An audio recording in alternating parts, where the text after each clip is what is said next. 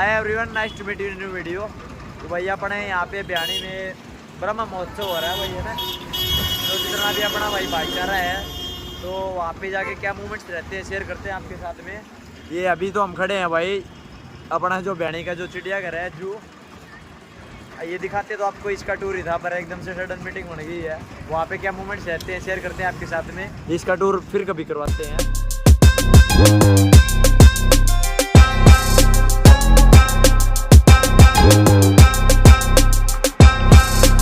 वो देखो गाइज, वहाँ पे बहुत बड़ा आयोजन किया गया है भाई। चलिए शेयर करते हैं आपके साथ में क्या मूवमेंट रहता है।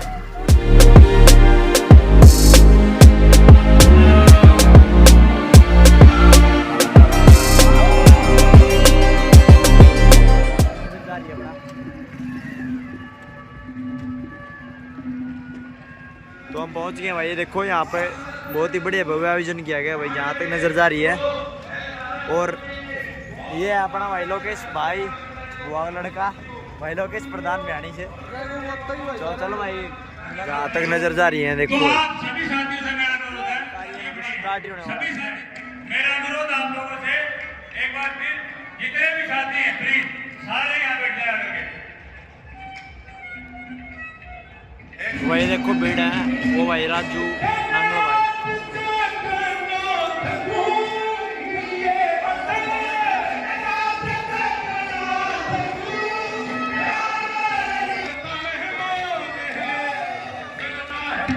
और भाई राजू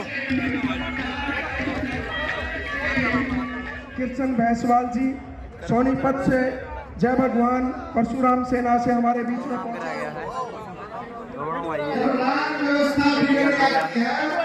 और भी छोटे बड़े यूट्यूबर आ रहे हैं भाई शायद। और यहाँ पे मंच आज जो राज की हालत, जो राज्य की हालत है, आपको लगता होगा कुछ लोगों को, यदि देश की हालत गंभीर नहीं होती, हवन करवा दिया गया भाई अपने से पहले, लेट हो गया। इंटरनेट बंद करने की आवश्यकता नहीं होती। इस बात से आप समझ सकते हैं कि देश के हालात क्या बनते जा रहे हैं। कर्मचारियों को हड़ताल क्यों करनी पड़ती है। आज कमांडर साहब ने गोरक्षकों का मान सम्मान समारोह भी रखा है। पूरे देश में गौ माता को राष्ट्रमाता बनाने के आंदोलन का आह्वान हो रहा है। सभी साधु संत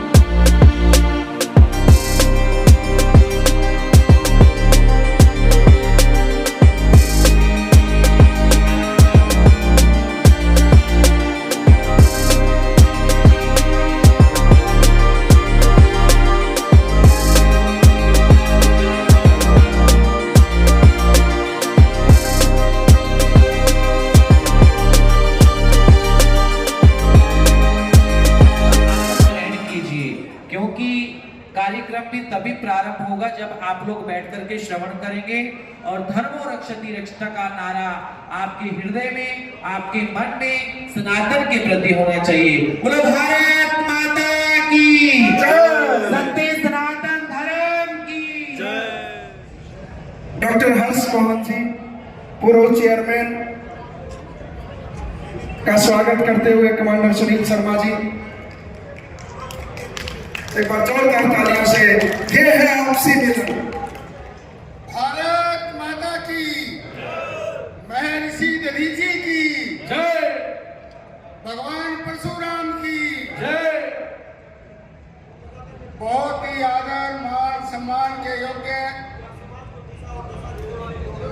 इस बहुत ही सम्मानित और प्रतिष्ठित और भाई विराजित इसी प्रोग्राम के बीच में अपना भाई सुनील लंबा पत्रकार महानुभावगण, देखो भाई मेरे सामने उपस्थित विशाल संख्या में आए हुए इस वन महोत्सव में भाग लेने वाले सभी बंधुगण, बहनें और अन्य जो लोग और भी मेरी आवाज को सुन रहे हैं, सबसे पहले तो मैं उनको प्रणाम करता हूं और उसके पश्चात भाई सुनील कमांडर जी ने जो ये सुंदर आयोजन किया है, बहुत बढ़िया तरीके से सुव्यवस्थित तरीके से जो आयोजन किया है, इसकी सफलता के लिए मैं उनको बहुत बहुत बधाइयां देता हूं, साधुवाद देता हूं। अपने लिए सभी जीते हैं, अपने लिए सभी लोग काम करते हैं, परंतु जो समाज के लिए करता है, और इसलिए ब्रह्म या ब्राह्मण शब्द हम बोलते हैं तो सारी सृष्टि के लिए शब्द आता है। ब्राह्मण किसी जाति का नाम नहीं, किसी वर्ग का नाम नहीं, ये एक विचार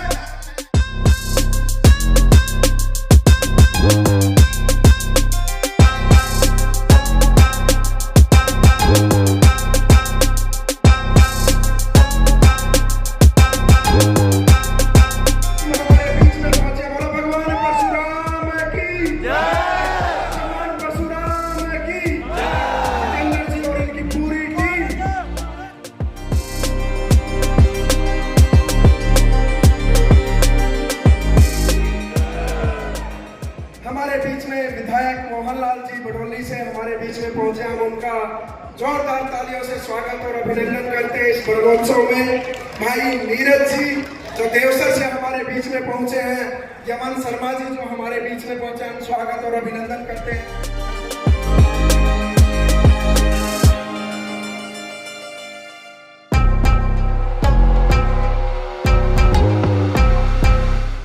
हमारे समाज के और हमारे को मार्गदर्शन करने वाले साधु संत जितने भी महाराज आए हुए हैं,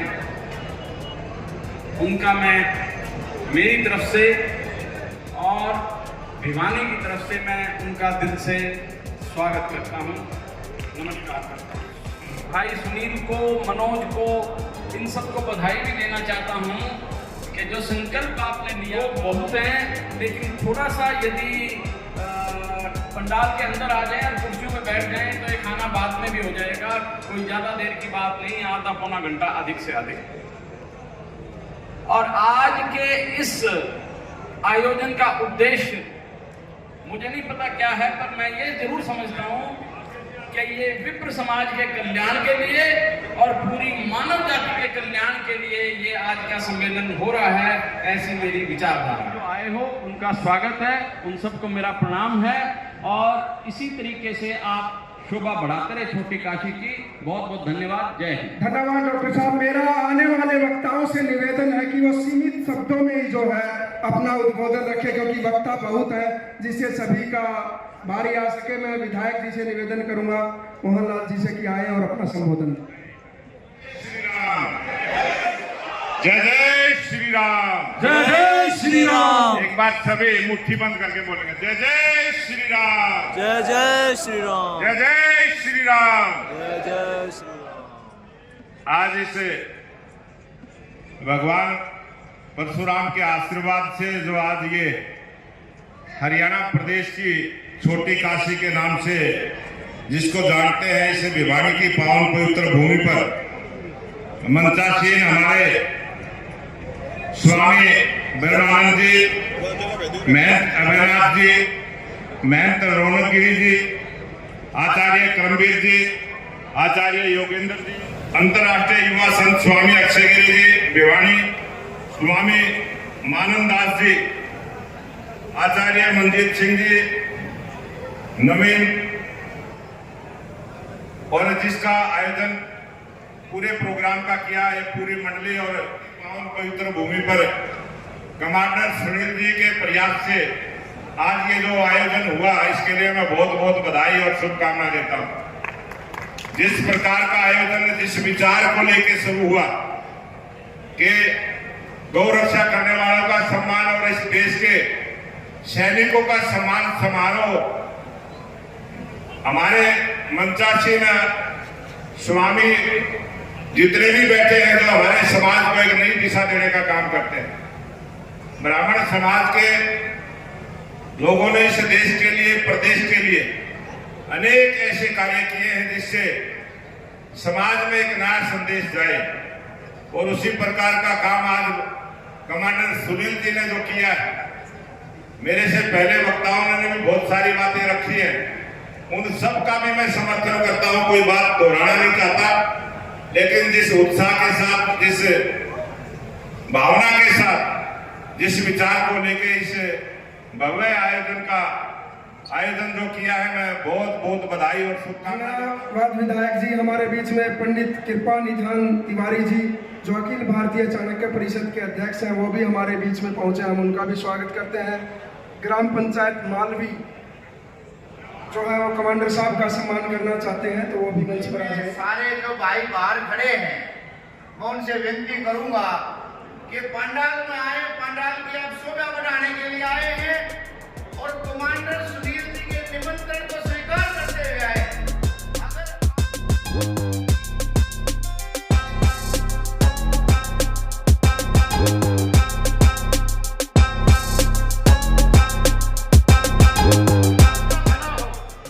और ब्राह्मण समाज न्याय भी चाहता है और ब्राह्मण समाज भ्रष्टाचार को समाप्त कर शिष्टाचार चाहता है और ब्राह्मण समाज हमेशा चाहता है कि धर्म की जीत हो, अधर्म का विनाश।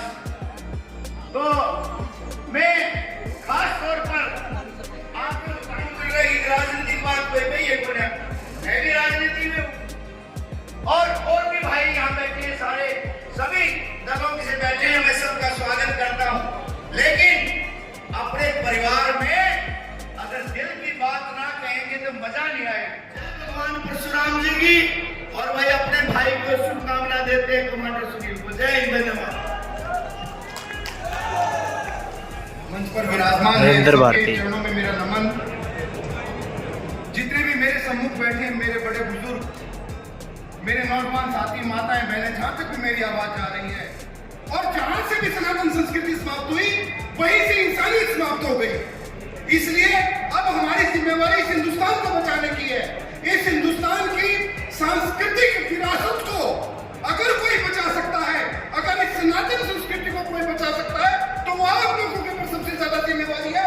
वरना भविष्य के अंदर आप लोग ऐसा देखेंगे कि शायद हिंदुस्तान का नक्शा भी खत्म हो जाए। इसलिए सबसे ज्यादा कमांडर साहब कि वो इस सांस्कृतिक उमेश भाई का सम्मान करेंगे। यही मेरा आप लोगों से निवेदन है। बहुत बहुत धन्यवाद।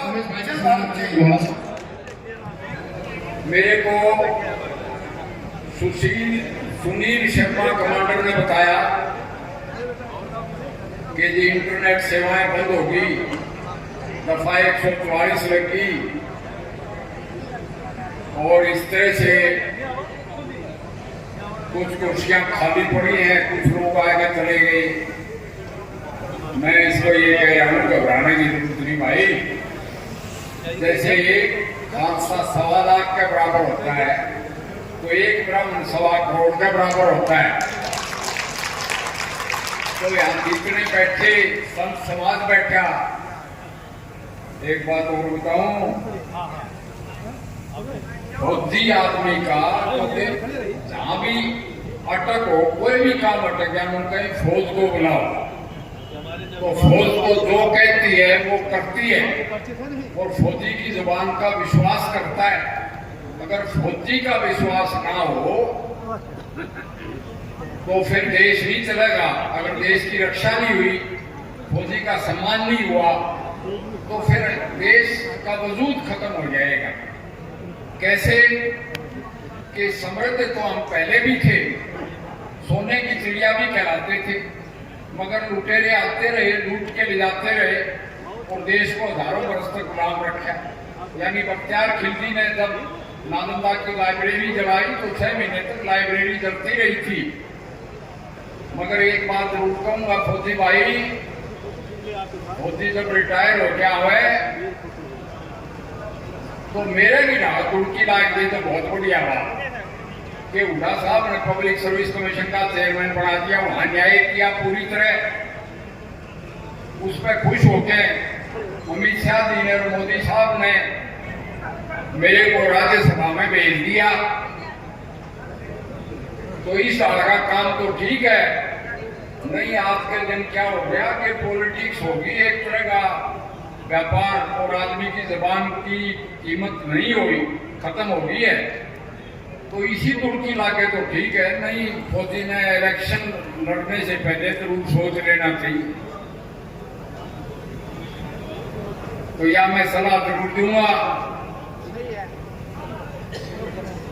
बाकी तो मेरे से पहले क्या कह दे, अपने मोहनलाल जी गौरी आए थे, जरूर मेरा ऐसा ख्याल है भगवान परशुराम का गुणगान किया होगा, गया होगा।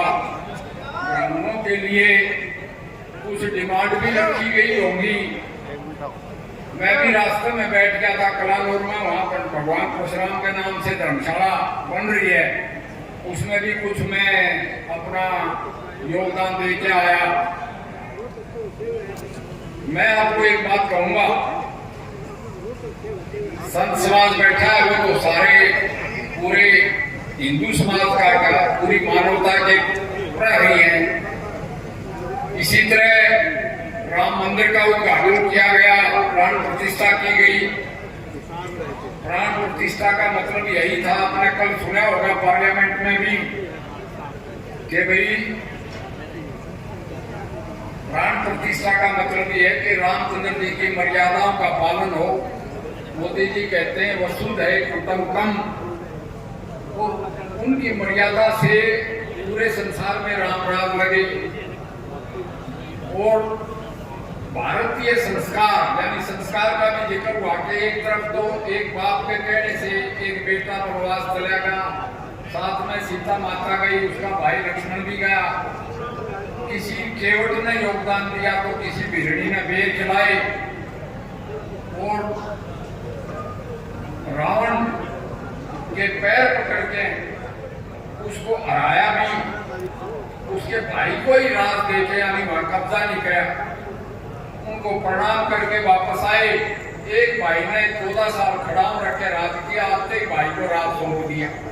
एक तरफ तो ये संस्कार है, और एक तरफ ऐसा संस्कार है कि भाई ने भाई मार के बाप को कैद करके गद्दी पे बैठे, वो पाप का संस्कार है। तो वसुधैव कुटुंबकम का मतलब यही है। मामन नुकेंगे जी हमारी अपर कास्ट में इकोनॉमिकली बैकवर्ड की तो रिजर्वेशन होगी, मगर फिर भी नौकरियां थोड़ी हैं, हम के करा। मैं कहूंगा भाई, मैं अभी ऑस्ट्रेलिया गया था, यानी वसुधैव कुटुंबकम का मतलब ये है कि अब एक ग्लोबल विलेज बन गया पूरा संसार। यहाँ लोग जाते भी रहते हैं, आते भी रहते हैं। 143 करोड़ आबादी भारत की होगी, चीन से भी ज्यादा होगी। और जितने भी उन्नत देश है वहां सरकारी नौकरी का रिवाज नहीं है। और उन्नत देशों में हमारे से सबसे बड़ी गलती क्या हुई कि हम यूं कह दिया समुद्र जाना पार जाना पाप है। पाप यूं था कि संतों ने ये सोचा, ब्राह्मणों ने, कि भाई वहां गोमांस वगैरह खाएंगे, मलेच्छ हो जाएंगे, और हिंदुस्तान सोने की चिड़िया थी। मगर वो बात खत्म हो गई। अब 143 करोड़ लोग अरे कुकर उड़ावे, इसलिए मैं कहता हूँ ये हमारी सबसे बड़ी नेमत है कि हमारे पास 143 करोड़ लोग हैं और संसार खाली पड़ा है। अमेरिका में 40 लाख भारतीय हैं, इसी तरह पूरे संसार में 4.5 करोड़ के करीब हैं। वो तो देश खाली पड़े हैं। गोरिया की आबादी बढ़नी होगी कम, क्योंकि बच्चे पैदा करना भी समाज के लिए सेवा है और देश के लिए कर्तव्य है। अगर हम एक बच्चा पर फैमिली पैदा करें चीन की तरह, तो बूढ़ों का देश हो जाता है। जापान बूढ़ों का हो गया, चीन बूढ़ा का हो जाता है। हम तो और हमारे दो रखना बहुत जरूरी है, उसमें हमारे नोट को नहीं। तो मैं कहता हूँ यूएन फोर्सेस में जैसे फौज जा रही है, ये नवीन मानेगा बात, इसी तरह हमारे डॉक्टर, इंजीनियर, नर्सिंग, IIT के, IIMs के, यानी के 706 तो मेडिकल कॉलेज खुल के, 5000 नर्सिंग कॉलेज, फिजियोथेरेपी। इसलिए राम का संदेश लेके और पूरे संसार में फैलो। जहां भी हम जाएं, यानी मैं ऑस्ट्रेलिया गया था, वहां पर आपके भाई बहन बहुत मिले मेरे को, बड़े अच्छे तरह मिले। यहाँ से भी आदियो सारा काम धाम जमा रखा है। ये ट्रांसपोर्ट वाले मेरे साथ खड़े हैं, ये भी निकले तो थे क्लीनर बन के, आज ट्रांसपोर्ट के मालिक बने बैठे हैं। मैं जरा जाऊं वहां पे, मेरा बड़ा आदर सत्कार करते। मैं डॉक्टर हूँ, मेडिकल एजुकेशनिस्ट हूँ, और बहन सावित्री जिंदल का शुक्रिया, उसने कह दिया भाई हमारे कॉलेज में तो सही ऑलरेडी, और फिर काम कर, जनता की सेवा कर, तो रिटायरमेंट 1.5 महीने के बाद मैं अग्रवा जरूर मिलूंगा, ये आप सबको बताया। क्योंकि बहुत टाइम हो चुका है, और कहते हैं भूखे को जलना भयो को पाला, और बामन को भूखा रखना तो पाप हो जाता है। इसलिए मैं बहुत लंबा ना खींचते हुए मैं ये कहूँगा, आपके स्वागत का बहुत बहुत शुक्रिया। सुनील जी, कुछ हालात ऐसे हो गए फौज में, कहीं कर्फ्यू लग गया, कहीं धारा 144 लगा की, कहीं इंटरनेट जाम हो गया। ऐसे ही मौके में फौज को जिम्मेदारी मिलती है, जो तेरे मन में हवा कर लिए, तेरा भाई जरूर तेरे साथ है। और यहाँ तो मेरे ख्याल से सारी पार्टियों के लोग हैं, मुझे ऐसे लगा, मैं फिर भी अपनी बात कह गया। एक और कहूँगा, हमने अभी नारी बंधन किया है, नारी बंधन अभिनंदन, यानी मेरी किस्मत ऐसी है कि धारा 370 जब लागू थी, मैं कश्मीर में बसना चाहता था। वहां पे है तो मुसलमान, मगर 70-80% ब्राह्मण आबादी है, मुस्लिम होते हिंदू तो आगे बताए। और कश्यप ऋषि की भूमि थी। भगवान परशुराम ने जब सृष्टि को जीता तो जीत के कश्यप ऋषि को दान कर दी थी।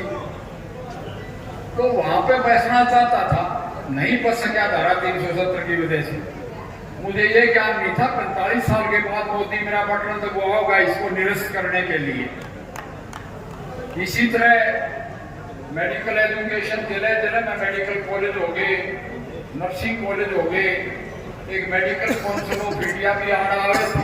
यहाँ पे शायद पंडित नेकीराम शर्मा के नाम से मेडिकल कॉलेज बन रहा है, वो भी बड़ी खुशी की बात है। पंडित नेकीराम शर्मा भी भारत रत्न से कम नहीं थे। हाँ, मैं तो शायद हो रही हूँ। और जय हरियाणा, जय हिंद, जय भगवान परशुराम। अभी जनरल डीपी बल साहब को हमारे स्वाभिमान, हमारी संस्कृति के अध्यक्ष हनुमान जी सम्मानित करेंगे। सभी भूतपूर्व सैनिकों से अनुरोध है कि वो स्टेज के ऊपर आ जाएं। भूतपूर्व सैनिक सम्मान के लिए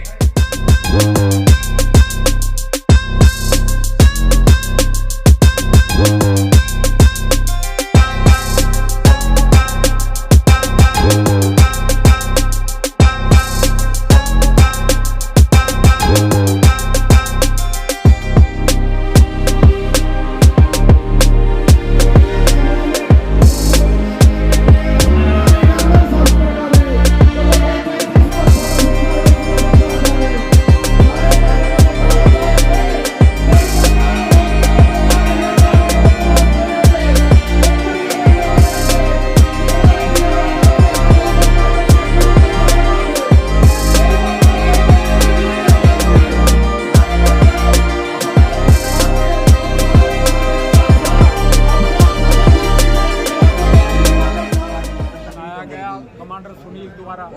मुझे बड़ी खुशी है कि यहाँ पे एक जाति सबसे ज़्यादा आई, वो है फौजी भाई। यानी फौजी की जात सिर्फ फौजी होती है। तो स्टेज पर ये सारे वेटरन्स बैठे हुए हैं और सर्व जातीय फौजी आए सुनील के साथ। इस बात की मुझे बहुत खुशी है। दूसरी खुशी ये है कि भगवान परशुराम का पैगाम यहाँ दिया गया और वसुधैव कुटुंबकम का पैगाम यहाँ दिया गया, संदेश, और सद्भावना का संदेश दिया गया और त्याग, तपस्या और बलिदान का संदेश दिया गया। यानी भगवान परशुराम तो ब्रह्म क्षत्रिय थे, ब्रह्म क्षत्रिय हैं कि उन्होंने संसार को फतेह किया और फिर दान में दे दिया। वो संदेश दिया गया, सद्भावना का और सत्कर्म का संदेश दिया गया। उसके लिए मैं सबको, खासकर भाई सुनील फौजी को बधाई देता हूँ, मुबारकबाद देता हूँ। सर, सीएए लागू होने की कल अमित शाह जी ने घोषणा की है, हाँ। कितना जरूरी मानते हैं? सीएए देखो, जो धार्मिक लिहाज से जिनको उत्पीड़न दे के जिनको धर्म परिवर्तन कराने की कोशिश की गई और वो वापस अपने सनातन मूल में आ गए, चाहे वो हिंदू हैं, चाहे ईसाई हैं, चाहे जैन हैं, चाहे सिख हैं। यानी काबुल से ग्रंथ साहब को बाइज्जत लाया गया मगर सिखों को निकाल दिया गया। इसी तरह पेशावर से हुआ, लाहौर से भी, यानी कि लाहौर हिंदुओं और सिखों का शहर था। रणजीत सिंह जी तो गुजरांवाला के ही थे। इसी तरह हिंदुओं का उत्पीड़न हुआ अमरकोट में, बांग्लादेश से। वो जो भी आए हुए हैं उनको नागरिकता प्रदान की जाएगी। अपने ये कहो कि अपने मूल स्थान पे आ गए, तो वो एक अच्छी बात है। लोकसभा चुनाव में कुछ दिनों का समय बाकी है, राज्यसभा की भी सीट है। किस प्रकार को देख रहे हैं आने वाला चुनाव, किन मुद्दों पर रहेगा? आने वाले चुनाव का जो मुद्दे हैं वो सबसे बड़ा मुद्दा रहेगा जो हमने कहा वो किया, यानी परफॉर्मेंस, यानी सबका साथ, सबका विकास, सबका प्रयास और सबका विश्वास। उसके साथ साथ विश्वास जब बनता है, जब आप जो कहो वो करो, तो चाहे धारा 370 हो, चाहे 35A हो, चाहे 3 तलाक हो, चाहे CAA हो, चाहे राम मंदिर हो, यानी मोदी जी ने जो कहा वो कराया। और बाकी लोगों को ये भी जचगी कि बाकी भी जो काम बाकी है वो तीसरी टर्म में करके दिखाएंगे। परफॉर्मेंस के मुद्दों पर, विकास के मुद्दों पर, सबके साथ के मुद्दों पर चुनाव लड़े। आधा हरियाणा लगभग बंद हो चुका सर, किसानों के जो दिल्ली कूच को लेकर जो बोल के गई। मैं किसान भाइयों से अपील करूंगा कि इलेक्शन का टाइम है, पहले भी दिल्ली बंद किया गया था तो बड़ी जो है दिक्कतें हुई थी दिल्ली वालों को भी और बाकी बाहर वालों को। उनकी सभी डिमांडें मान तो ली गई हैं कि मुकदमे वापस ले लिए गए, उनको नौकरी दे दी जाएंगी जिनके मरे। हरियाणा MSP पे 14 फसलें खरीद रहा है, किसान सम्मान निधि भी दे दी गई है, दी जा रही है। और किसानों का जो सत्कार हमने किया वो किसी ने नहीं किया। ऐसे मौके पर मैं कहूँगा कि जिद मत पकड़ें, इलेक्शन होने दें, और जब तीसरी टर्म आएगी तो जो कोई एक आध चीज़ बची होगी वो भी मान लेंगे। जोर से मांग उठ रही है कि EVM हटाई जाए, तो आप उसको कैसे देखते हैं?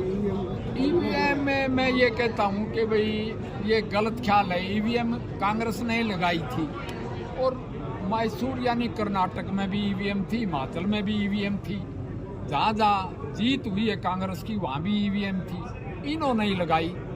एक कंप्यूटर में 100 वोट डाल लो, फिर उसने गिन लो, तो वो और इसको सारे को हैंडल करने वाले गवर्नमेंट एम्प्लॉइज हैं जो किसी भी पार्टी के हो सकते हैं, कहीं भी वोट दे सकते हैं। तो मेरे ख्याल से तो जैसे कंप्यूटर से पहले तो रेल की टिकट भी जाके बुक कराते थे, रेलवे स्टेशन जाना पड़ता था, बुकिंग ऑफिस जाना पड़ता था, जहाज की भी इसी तरह होती थी।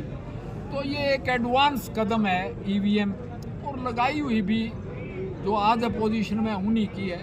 मैं तो कहूँगा ये बहाने बना के नहीं, इलेक्शन कराएं और EVM से ही इलेक्शन हो। व्हाट्सएप रिटायर्ड होने जा रहे हो आप?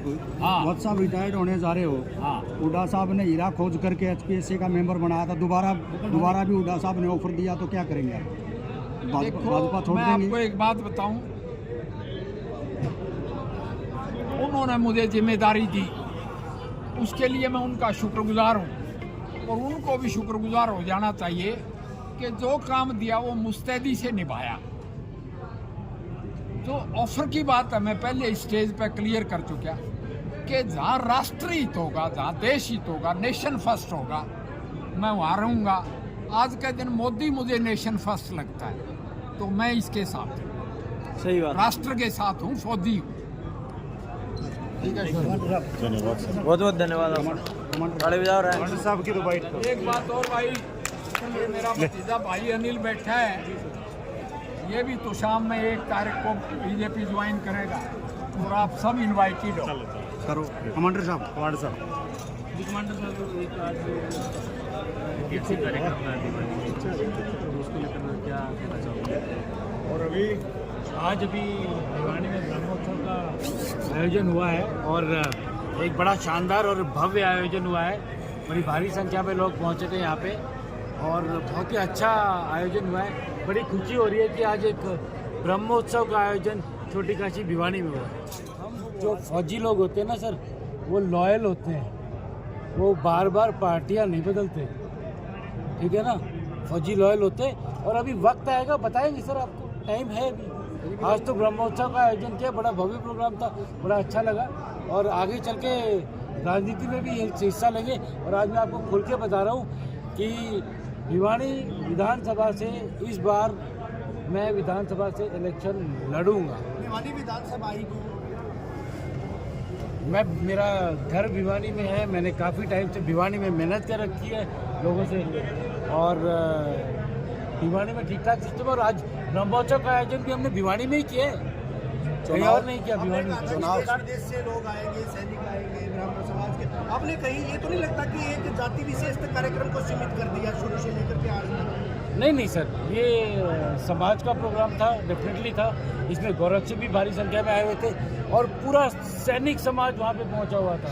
और मैं आज एक आपको बात बता रहा हूँ, मैंने एक बहुत बड़ी लाइन बोली, समझना उसको, सैनिक समाज।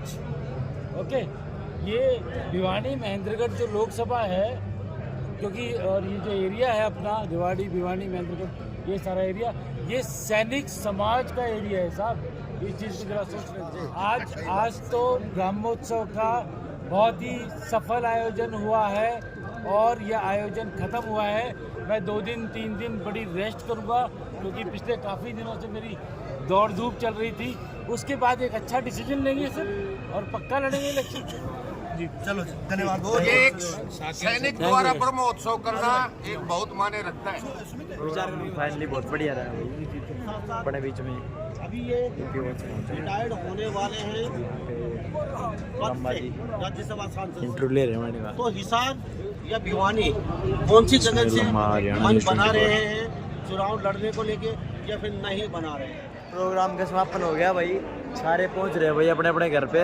यहाँ पे ठीक है भाई, साधु संत और जो अपने नेता थे भाई सारे पूछे, ये लगा सारा पंडाल खाली हो गया भाई। तो आपके साथ मूवमेंट शेयर करें, बढ़िया लग गया तो लाइक शेयर सब्सक्राइब करो और हमारे साथ कनेक्टेड रहो। जय हिंद, जय भारत।